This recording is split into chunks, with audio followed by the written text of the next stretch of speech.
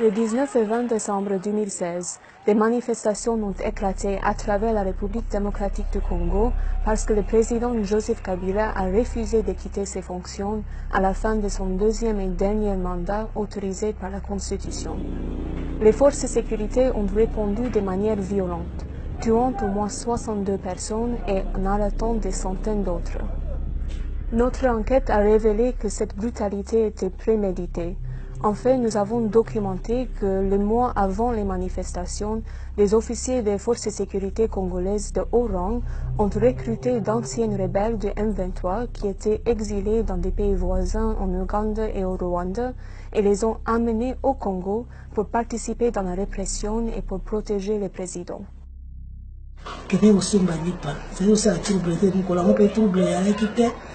Côté la biso na habité so côté monsieur trouble ya kasi côté la biso en tout cas trouble ya la kité ça c'est ça qui est na mato awa et ko pima koto.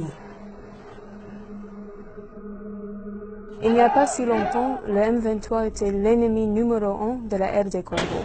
Les combattants du M23 ont commis des violations massives des droits humains à l'est de la RD Congo en 2012 et en 2013, et ils ont occupé des territoires importants. Beaucoup de leaders de M23 sont toujours recherchés par des mandats congolais pour crimes de guerre et crimes contre l'humanité. Mais maintenant, les forces de sécurité congolaises se sont tournées vers leurs anciens ennemis, bien connus pour les exactions, et les ont utilisés pour participer dans la répression et pour protéger le président.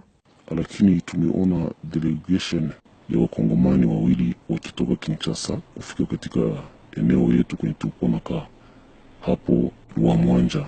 Waliweza kufika hapo bakareunir baofisier wote presque wote wa M23. Wakati tulifika pale wakatuvarisha mateni militaire. Wakati walimaliza kutupokea walitupatia instruction ya kazi, wakasema mwenye atasubutu kuleta kichwa ngumu juu ya hiyo mambo ya Kabila atoke, ni kuua na kufunga, kuna kitu ingine.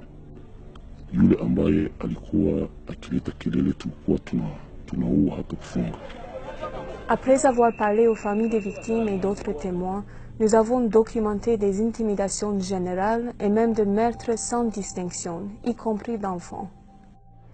Maman, oto zalaka ba voisin, alobi mwana oya nga azwi masasi. Oya ye. Oya ngai na bimi awa Natali mwana ngakwenya mabele.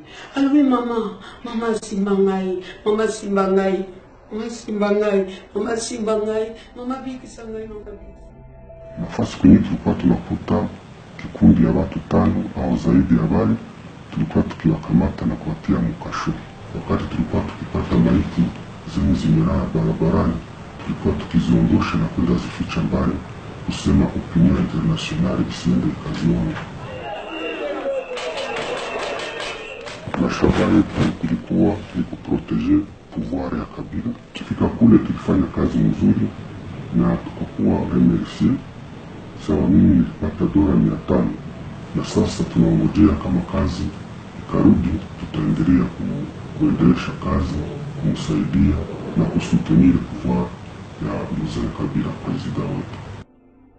Le refus de Kabila de quitter ses fonctions a plongé la RD Congo dans une crise complexe qui peut avoir des conséquences dévastatrices pour toute la sous-région. Le recrutement secret des combattants de M23 pour réprimer des manifestations pro-démocratie montre jusqu'où Kabila et son régime sont prêts à aller pour se maintenir au pouvoir. C'est pour cela qu'il faut des pressions soutenues, ciblées et bien coordonnées sur Kabila pour qu'il quitte le pouvoir et pour avoir des élections crédibles le plus tôt possible.